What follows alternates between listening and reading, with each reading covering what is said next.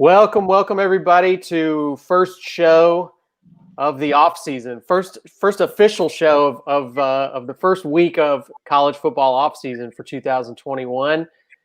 I'm Matt Scalisi, and I am here with two of the best reporters in the SEC, John Talty and Matt Zenitz, on our weekly show, First Down South, where we give you an inside look at some of the biggest stories going on around the Southeastern Conference. And guys, just because the season is over does not mean that the headlines have slowed down. It's been a very busy week since we all last spoke about a week ago, coming off of that national championship game.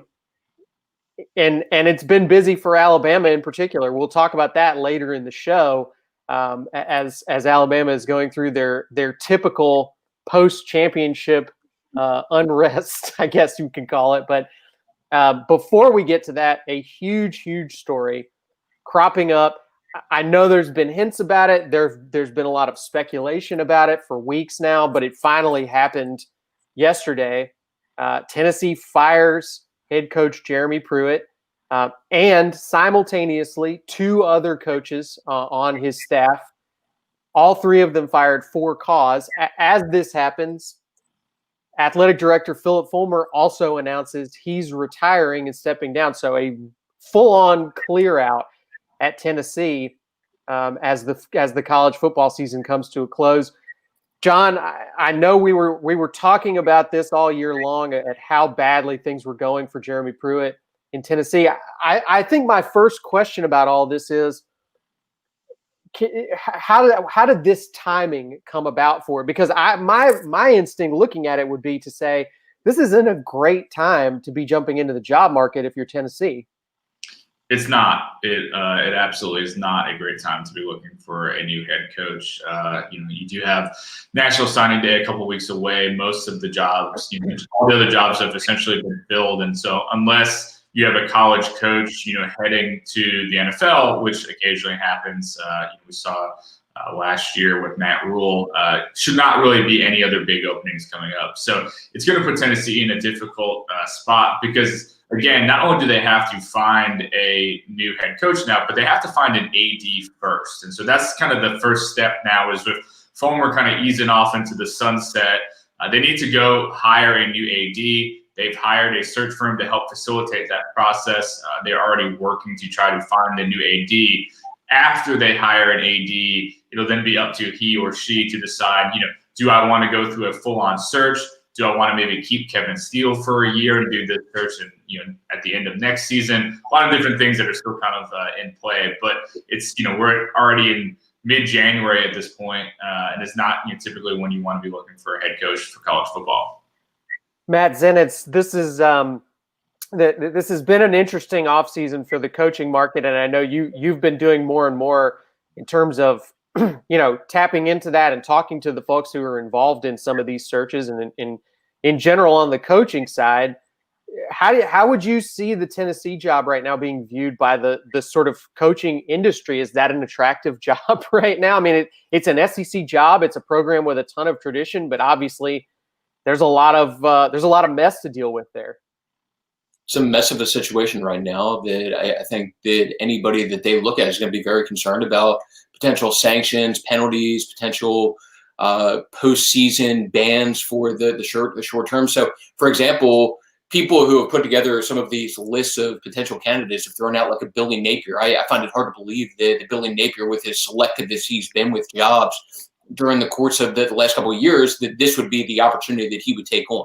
Something that people in the coaching world have definitely thrown out as an idea and just essentially an educated guess since all of this came down yesterday is that Kevin Steele can maybe just handle things for this year, let them go through the process of finding an AD, get through this season, and then potentially reevaluate coming out of next year. But in terms of the timing, obviously the timing is questionable making this move January 18th. But at the same time, when you're going through this kind of process, and Tennessee isn't the first school this offseason to go through this kind of process where you have stuff that you're investigating and looking at potentially firing your coach with cause. But if you're doing that, you need to make sure that you have everything lined up where you do have what's necessary to fire that coach with cause where you are not going to be paying buyouts. So I would think from Tennessee perspective that's what led to the delay, making sure that they had enough to not only fire Jeremy Pruitt, but to be able to do so with calls where they would not owe him that buyout. And Matt, you mentioned that possibility there of Kevin Steele, who's currently the interim head coach, taking over and being the guy that gets this job at least for the rest of the year. John Talty, you wrote about that this morning for AL.com, or I guess just wrote in general about Kevin Steele. There's certainly, I think for a lot of folks who pay close attention to this stuff, the hiring of Kevin Steele at Tennessee was a red flag for a lot of people in terms of maybe something like this coming down the pipe. Well, it just didn't make a lot of sense. And I think Tennessee was trying to spin it very hard. This was, Jeremy Pruitt's hire and that, he wanted Steele in. And some of that might have been accurate. But looking at it from a big picture, Kevin Steele's making $2.5 million as Auburn's defensive coordinator last year, was named the interim head coach after Gus got fired, and had a shot, for that head coaching job. And as I wrote about, had a lot of, and Matt wrote about too, a lot of support from influential boosters to get that permanent job, and ultimately didn't get it. Goes to Brian Harsin, but was in the mix for that job at least. And so, he was going to have other opportunities. So for him to go to Tennessee under a vague defensive assistant title, not a coordinator title, as some people had reported, I think inaccurately, just didn't make a lot of sense. Derek Ansley was still there as defensive coordinator. Jeremy Pruitt's a former defensive coordinator himself. Kind of felt like too many cooks in the kitchen for Steele to want that as his opportunity. So less than a week later, when Pruitt gets fired, it kind of just all adds up a little bit that, even though Phil Fulmer said yesterday that Kevin had no idea he might be the acting head coach when he took that job, if Matt and I are hearing all this smoke about how Pruitt's going to get fired and how it was coming down the pike, certainly somebody like Kevin, who went to Tennessee, has the same agent as Jeremy Pruitt, and knows a lot of people in the college football world, would have heard those same rumors too, and I would think knew what he was potentially getting into when he took that job with Tennessee. And obviously, less than a week after getting hired, he's now the acting head coach. I do want to – go ahead, Matt. So John and I talked about this. I don't even remember how long. It's been like a month now in terms of this being in the works with Jeremy adding Kevin. And also one of the other people that they've been looking to add was Rodney Garner from Auburn to go along with that to Jeremy's staff. So the plan for Kevin at that point, which had been in the works going back a while now, was to bring him in as the linebackers coach under Jeremy. The weird thing is that with not only Kevin, but with Rodney Garner, they could not get it done. It wasn't getting finalized. And then out of the blue, everything all of a sudden gets finalized with Kevin. So the interesting part of that is, that Kevin would have had some other options. And for him to be comfortable going into this situation and accepting that kind of role, with his intelligent and, like John talked about, as plugged in as he is, that he had to have some sense or assurance that he at the very least would be taking over as interim head coach if something happened with Jeremy, and or potentially getting some sort of assurance that when they hired somebody else, then maybe he would be part of staff there. But that's just me making an educated guess, knowing what I know about Kevin. And once again, Kevin's a smart guy that did his due diligence in terms of research before just accepting this position on staff. He didn't go in blind, and I would be very surprised if there was no discussion about what would happen when Jeremy got fired before he formally accepted that job. So let's talk about some fallout here going forward. First of all, just for the program for Tennessee, this is not a program that has been able to do anything consistently well for, I guess we're talking about almost the last 15 years at this point. That they just haven't been able to put anything solid together for more than a year at a time. It's been a program that is going through coaches rather quickly, and not able to find consistent success and able to grow anything and build anything, which is, it's a self-perpetuating cycle that we see a lot in college football. You're constantly firing the guys that you have, and then your reason that you're not able to build new success is because you haven't had consistency with your coaching staff. So on top of that problem, we're now adding what sounds like some potentially serious NCAA stuff. I guess, John, first of all, how bad is it going to get for Tennessee? Can this actually turn into, more than just a problem for its upcoming head coach? Well, I think that we're all curious to see what exactly the violations are. I think just to start, I think it's remarkable how candid and open Tennessee has been, saying we have serious violations here and we know they happened. I can't think of really time a school has done that, because typically you defend yourself as much as possible. You deny, till you die, as they say to the NCAA. You fight it as much as possible because once NCAA kind of gets into your house and starts rooting around and they start finding things, it can have serious ramifications. So the fact that Tennessee was the one who brought in the NCAA to this process, is doing its own internal investigation, is remarkable to me. And I think it's going to be interesting to see whether the NCAA comes to the same conclusion as Tennessee did, which, yesterday their chancellor saying, we believe multiple level 1 and level 2 violations, serious NCAA issues, and again said we know that they occurred. If that is all accurate, you have to think, I think Matt said earlier, bowl ban, scholarship reductions, probably unable to maybe do off-campus visiting for off-campus recruiting for a while. I mean, potentially major issues for this program that any new head coach would have to inherit, which, to circle back, is why I do think there is a lot of credence to the idea of letting Kevin Steele be a bridge hire for a year or so to kind of have to withstand those potential sanctions, because it's going to be tough. And it kind of reminds me a little bit of the Ole Miss situation, where after Hugh Freeze left and that whole place was a mess and the NCAA was breathing down their necks, they hired Matt Luke, a popular alum, gave him a couple of years. He cleaned things up. He didn't win as much as they needed to, and then they kicked him out and they brought in Lane Kiffin.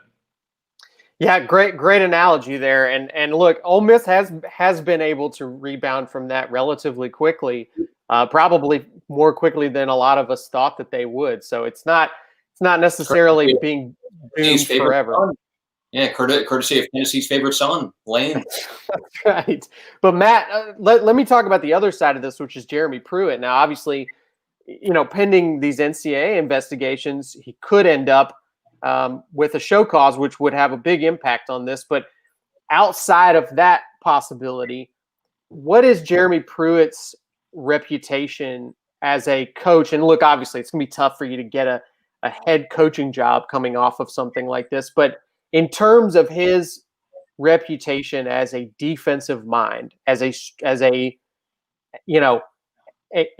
player development guy, as a game planning guy, a strategy guy, how is Jeremy Pruitt looked on, and is he somebody that will have a hard time getting snatched up by somebody? I think to be frank, as soon as this happened, there was some element of Alabama fandom on Twitter and elsewhere saying like, hey, there's our new defensive coordinator. Let's go get him. But how realistic is that? What has Jeremy Pruitt's reputation taken a big hit during his time at Tennessee?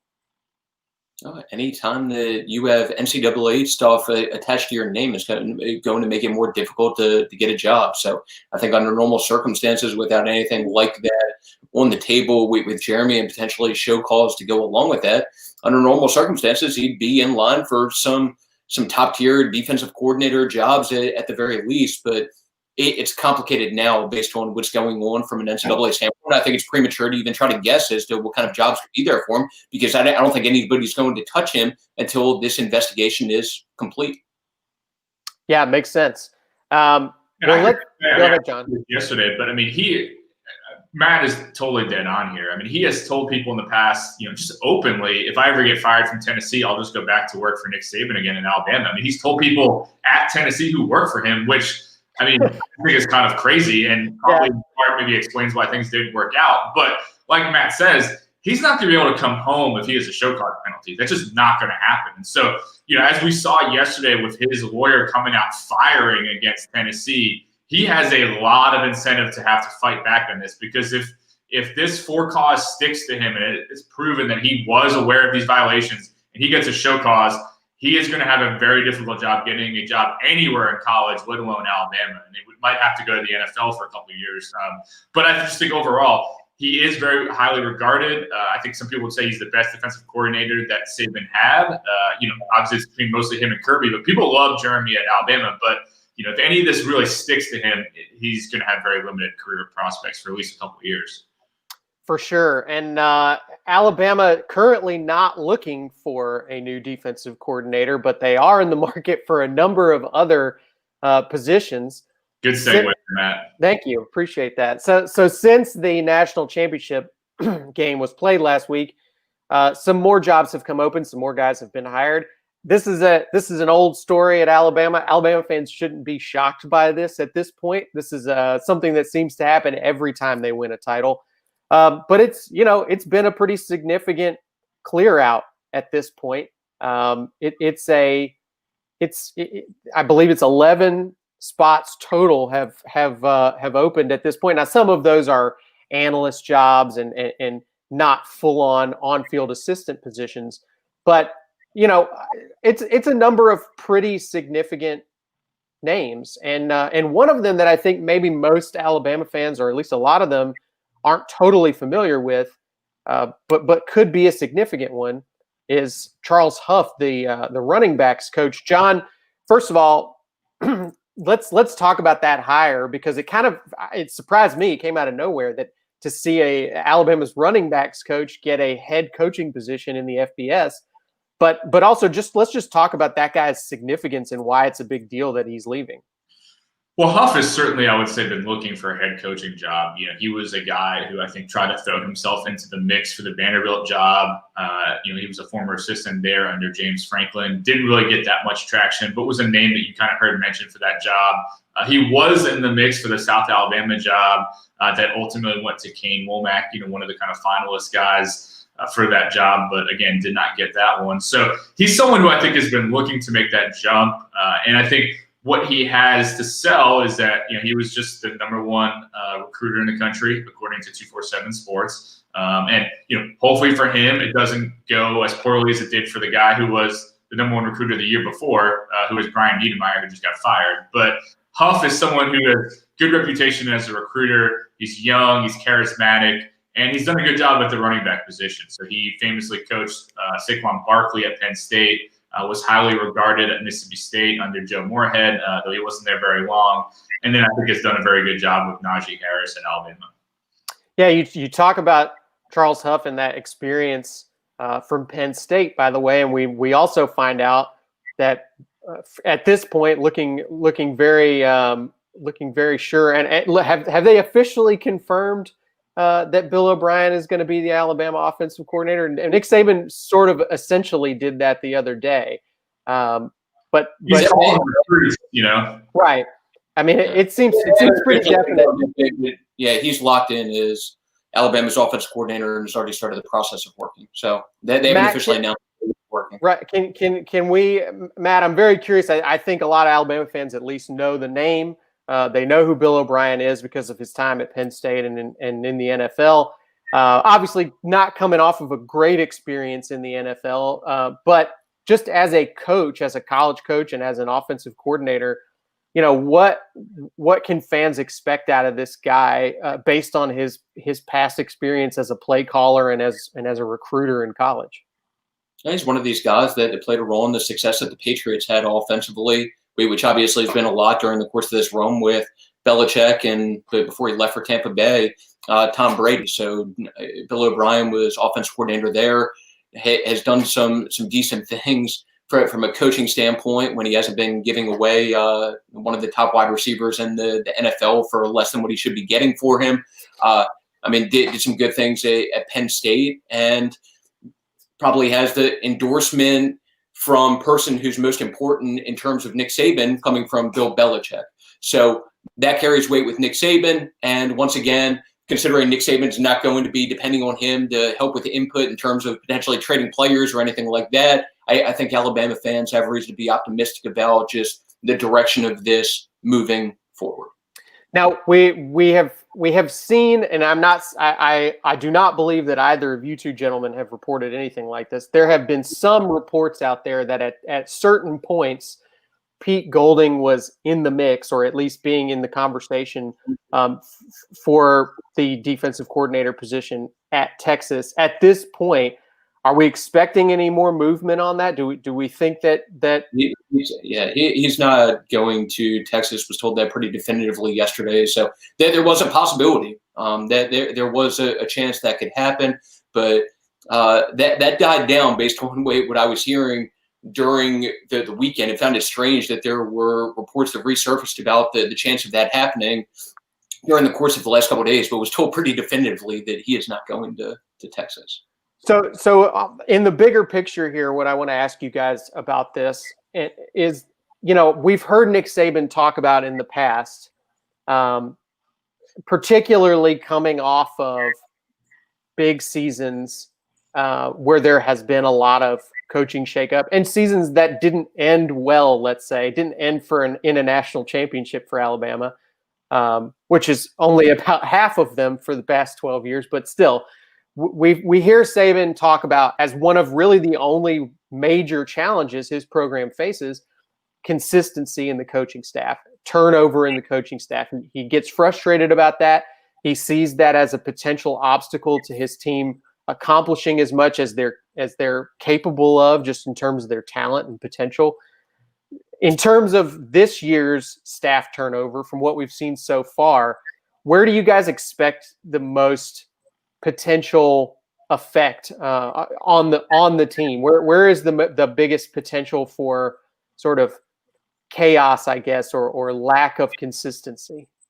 Well, let me add one more thing about Pete Golding before we move on to that. Yeah. So regardless of what the perception is in terms of the fan base, Pete is somebody who's respected inside that building, and something that was made even more clear during the course of these last few days was that Nick Saban didn't want to lose him. Nick Saban wasn't pushing him out the door and wanted to keep him. So it seems like essentially got put in a position where we would have had to deal with, and I'm trying to censor myself, I was going to say without moving on while risking pissing off Nick Saban, because that was not a move that Nick Saban wanted him to make. But something that was problematic also was without the support of Nick Saban in terms of making that move and waiving some things from a contract perspective, would have had to deal with a buyout that's higher than the typical buyout, somewhere in the range of $1.8 million, which is significant. And that speaks to what you're saying here, which is that Pete Golding is valued at Alabama. I think fans get frustrated because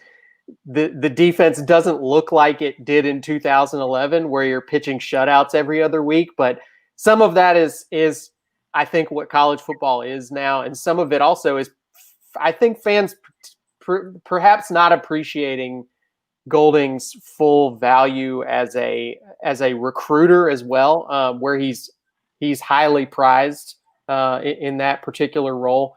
But yeah, with that said, John, do you see this year's round of staff turnover at Alabama being a particularly rough one in comparison to some of the others? I think there's been worse ones in the past. I think I'm curious to see how he fills these next couple open positions, because he still has to replace Kyle Floyd at offensive line coach. Right, a big one. Huff now at running backs coach, Jeff Banks at special teams coach. So I think I'm curious to see what he does there. I think one of the things that, I remember talking to Lane Kiffin about this a couple of years ago. One of the challenges I think for Saban was that so many of his guys have become head coaches, and they all like to try to hire guys in the system, that his kind of pool of candidates have gotten smaller if he wanted to kind of stay within his kind of tree, because they keep getting pulled different ways. But again, you saw him hire Bill O'Brien, who's not directly from his tree, but Belichick. So it's all kind of connected. So offensive line coach, I think, is a big one. There's obviously even some names mentioned for that job. I think who he hires there, I think Flood did a very good job at that spot, and I think it was probably one of the best offensive line coaches Saban has had. So that would be, I think, a key one for me. And then just with Banks, I think the question is, A, do you hire somebody who can kind of bring together some of the special team stuff? Their kicking game is finally good. I don't know how much credit Banks deserves for that, but even to keep that mojo going, and just someone who might have some ties to Texas because he was obviously able to open up some doors in that state for them recruiting-wise.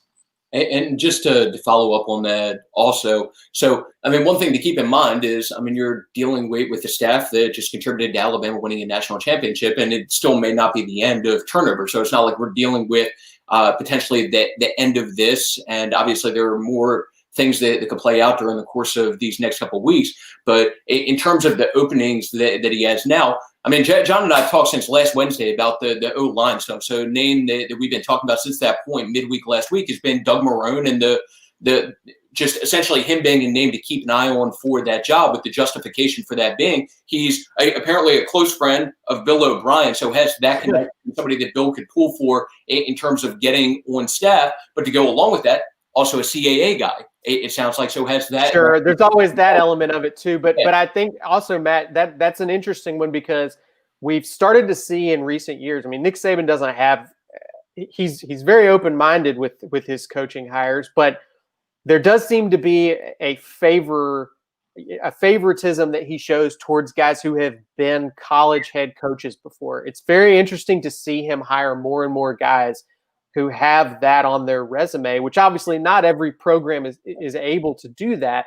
But Saban seems to really value that a lot, to have as many guys on his staff that have been college head coaches as possible. And a name like Doug Marrone, I mean, I think it probably helps with recruiting. It helps just with managing an organization the size of Alabama's, where there's so many, analysts and interns, and there's so many guys there's so many resources available to help out. But it also requires, people in sort of middle management roles who know how to manage a large staff of people. So with Doug Marrone, I'm sure, considering that ended up coming out yesterday in terms of his name being a possibility, people were wondering about that connection. Those are some of the things to keep in mind, though, as far as the connections and why this could be a fit. Because once again, I'm sure it was natural for people to wonder at that point, why would somebody who's coming off being an NFL head coach consider a college offensive line position? But the relationship with O'Brien to go along with that potential CAA connection, just things to keep in mind, even though I will throw in also, if Tennessee did go the route of trying to hire somebody right now, Doug Marrone is somebody who not only has college head coaching experience, but has NFL head coaching experience. Right. And to go along with that, has experience and ties to Tennessee. And I wonder if he would potentially get a look there, and just if that happened, what his interest level would be. But if I were putting together just a list myself of names that would be worth keeping an eye on, he's somebody who I think could very easily at least get a look at Tennessee if they did look to do something right now. There's your scoop. There's your name to keep an eye on this week from Matt Zenitz, from Mr. Scoops over there. I think we've got a comment from our viewers right now that we want to take a look at real quick, from Charles War Eagle Wilkerson. I hope that is his actual legal middle name. I just want to say that for the record. It says, I honestly think Alabama having the staff changeover that they have is a good thing. It makes it difficult for other teams to pick up on their tendencies from year to year. A really interesting perspective on that, and not one that I've thought about before, that the fact that Alabama has so much turnover is in part makes it really difficult for them to be studied year after year. But I will say this, I think also to go along with that, I think Alabama in general has done a lot of evolving on offense and defense over the years, that to bring up what is potentially a sore subject for Charles War Eagle Wilkerson. One of the criticisms of Gus Malzahn's tenure at Auburn is he didn't really evolve enough with his offensive approach, and that people started to sort of, for lack of a better term, figure him out over the years. Alabama has done a tremendous amount of evolving. That the offense that we saw in that national championship game is unrecognizable to what you would have seen really even 5 years ago at Alabama. But I'm curious what you guys think about this idea. I don't know that Saban would necessarily agree with that. I think Saban's like the continuity that he's had the last couple of years. I think the purpose for him would be to have as little turnover as possible. I would agree with Dennis, but I do think it is an interesting point kind of that you're hitting on too, Scalisi, is that you could say back by having new blood come in pretty consistently, it does potentially push them to keep evolving because you're bringing in new ideas and new thoughts. Whereas if you do have the same staff for too long and it's not succeeding, it can get stale. Like you said, Saban just won a national championship and probably one of the greatest teams ever. I would imagine he would have liked to keep probably all of those guys. Yeah. So, I don't know if he's excited that Sark and Banks and Flood and all them just left after the year the offense had. But by bringing in new people, it could cause them to change some things up. But, look, it is an inevitable part of the sport. If you're successful enough, you're going to lose guys, and you have to – I do think that is more than anything else probably what has kept Saban on top and relevant is that he doesn't seem to sort of operate under the assumption that he can keep doing things the same way forever. Seems built into the system to have to keep evolving and changing and bringing in new guys and new ideas. So somebody joked yesterday on Twitter that Saban has gotten bored by trying to rehabilitate all these college coaches and save some NFL head coaches. And so yeah, it seems to be moving. Ryan and Doug Marrone, guys who again were coaching NFL teams this year on his college staff, would be pretty amazing. Yeah, pretty wild. All right, well, we will certainly keep you guys apprised of any movement in terms of staffing hires at Alabama. You can always follow that news over at AL.com. You can follow my guys here at mzenitz on Twitter and at jtalty on Twitter. And we will be back again next week for another episode of First Down South. I will remind everybody also, if you are a podcast person, you can find us on Spotify or Apple Podcasts by searching for First Down South and listen to us on that format if you prefer to do it that way. So thanks everybody once again for joining us, and we will see you again next week.